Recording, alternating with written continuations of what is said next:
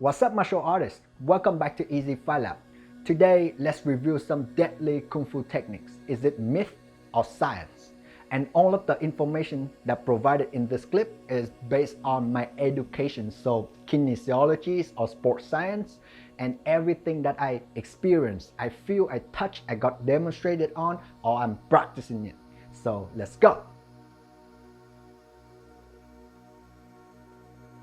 Let's start with the famous 1-inch punch by Bruce Lee.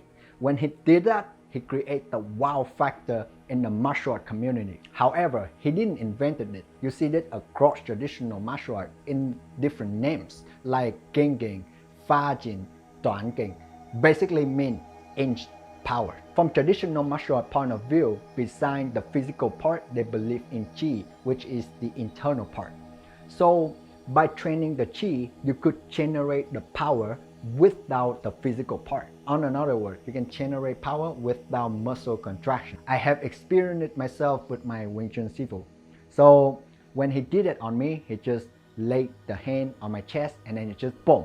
And then the next thing I remember is I just looking up the ceiling and then I'm on the floor. And then it takes me a couple minutes so that I can stand up and get back to training because I have difficulty to breathe. At first, I was so I was so amazed with that because I cannot find a logical reason to explain it. However, after I got more and more knowledge and more training, it's not hard at all. It's just plain physics, and now I'm gonna explain it. In boxing, the primary generators come from the hip, so all of the powers come from the rotations. The pros of it is it creates the most damage. However, in the beginning phase, there's no powers at all because there's no velocity. If you haven't rotated yet, you don't have velocity, therefore no power. And if you look at the JKD straight punch or like a Wing Chun punch, it's a vertical punch. So the pros of it is it's based on the body mass. So you're sinking, you drop your body mass into the punch. So that's why at any given moment in time, you can generate force because you don't need the rotations. So that's why you can generate force even with like 0-inch or 1-inch. However, it's still the same principle. You need force equal mass times velocity. So if you have less velocity, yes, you can generate force, but it's not ideal. That's why when I see people try to apply the technique, it's kind of dumb because you just basically handicap yourself. Like, why would you just want to punch the guy with like 20% of your power all the time?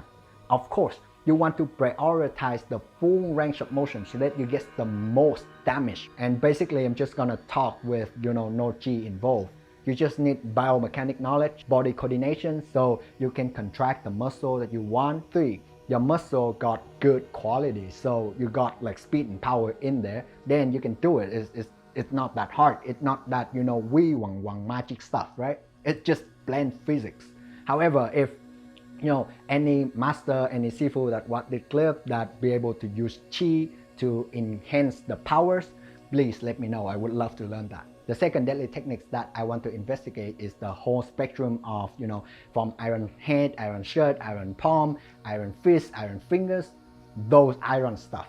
So the physical conditioning is not something new on the martial art communities, right? You see karate train with rocks to enhance the hand, the forearm. You see Muay Thai guy train with hard stuff to enhance the shin bone. So it's nothing new. The new thing is in Kung Fu, they believe in that is just the external part. And then the internal part is you flow the Qi to a particular area and then you stop the Qi there. So now it will fill in the gap and then it will make the material denser. And the denser the material, the harder it becomes, right? So this sounds very scientific, isn't it? However, the only thing that's not scientific is we cannot measure the Qi. I'm gonna particularly talk about iron shirt because I actually met an iron shirt sifu. So he's one my Hong Kuen sifu. And basically he same height with me, but twice the muscle mass. He not like a traditional martial artist. Like if you look at him, think of it as like a mini version of Superman. For the first couple class, all he asked me to do is this, right? And then this. Sorry for my technical performance, but because I haven't trained for a while, but the point is, after 2 days of doing this, I just have enough, and I just come to him and I'm like, hey Sifu, can you teach me how to punch, how to kick, right? That's what I'm here for. You know, like I trained karate for 10 years, so you know, I'm not like the beginner, like, well, you know, first, you should not say that to your Sifu. That's super disrespectful. And lucky for me, the guy's super nice. So he just tell me like this, and I just quote him, okay? Physical form you can learn anytime you want. However, the power of chi is important because without the chi, there are no powers. So your punch is meaningless. And then he like this, and then, can you feel my ball of chi? So I'm like, wow, Sifu, I got a decent punching and kicking power without the power of chi. I think I kind of messed it up, so he just, okay, kick me as hard as you can. I did give him a 4-5 decent kick, and he just didn't feel anything. And also from my side, I feel like I kicked something very, very dense, something very hard, like a concrete wall, for example. So obviously it's real. It's just the chi part that doesn't make sense to me. There's no way to measure chi, so we don't even know if it exists. So that's why I don't quite understand, is it a different way of using the language? Or is it like actually chi that exists but I don't know about? So if any Sifu that watching this clip that know about those iron palm, iron fist, right, iron shirt, iron head, please enlighten me. The next techniques is not actually a deadly techniques. However, it's a training method to produce those deadly techniques. It's the Chi training method, so Qigong, for example. And the popular training method is called zhuang. It appears in many martial arts. I practice it myself as well. And it's originated in Xing Yi, later on Yi Kuen, because the founder of Yi Kuen, Zhan, actually make it really, really famous. So prepare for the myth because it's gonna blow your mind. I will read you his poem.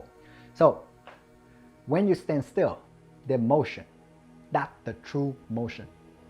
When you move, the stillness, that's the true stillness. When you be able to understand this, you pass the beginning level of Yi Kuen. So when I first heard the poem, I'm like, I think I should switch my martial art career because I don't think I can understand it in the next 10 years. So now let's investigate the technique scientifically, and regardless chi or without chi, there are many benefits. So I'm just want to show you. Note that in mind because so many martial art got it. So there are many variations. So this is the variation that I get taught. Okay, so when you're standing like this, you're not actually standing still. You constantly expand. There's just no physical movement, right? But you're constantly doing this. So when you're doing this without movement, you're just thinking about it. And then if I actually in a training mode, there's a little bit of jerky movement in my hand, in my shoulder, right? Because I constantly want to expand. Before we go through this, you have to understand how the body works. When you want to produce a motion, the brain have to send the signal down to trigger that movement. And that signal is called action potential. And it's not just one signal travel down, it multiple signal and then it's add up into a frequency. And if the frequency is higher than the threshold, then muscle contract, then motion occurs. It's proven in science that every time you're thinking about the motion, regardless you do it or not, there's still a motor neuron that's sent down to the motor unit. So in this case, think of it as you overload the system with signal. So there's more action potential happenings, right? And the higher the frequency, the more forceful contraction your muscle gonna be. So it's determine the speed and the power. However, with the physicality, you cannot just punch harder because it's just physics, right? You need muscle to be strong in order to do that. But once your muscle is strong, there's a difference because a lot of study points out that the motor recruitment is the major component that's gonna help you to access that strength.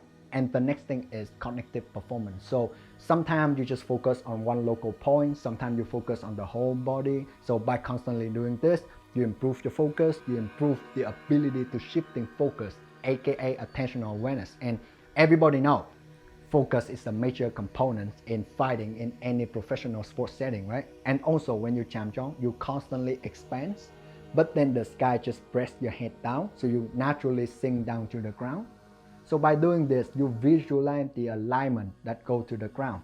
That will strengthen your balance and your alignment.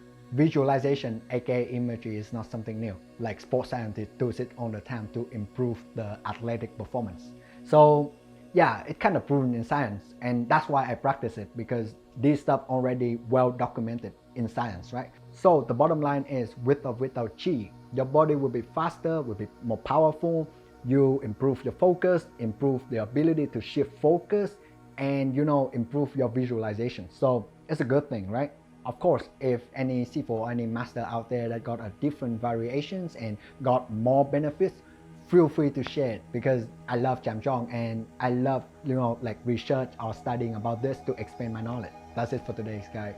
Thanks for listening to this far. I know it's a very dense and boring information because it's all science, right? But my point is, when you look at something, regardless of it like fictional or not, maybe it's just different use of language, right?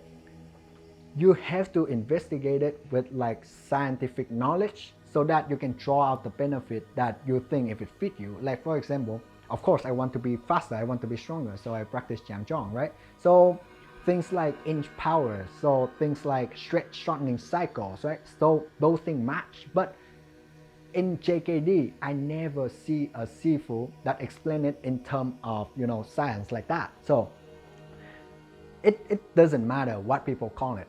It matters how it functions. I thanks for all of your support. I really appreciate that. See you in the next video. Remember to train hard and have a good week.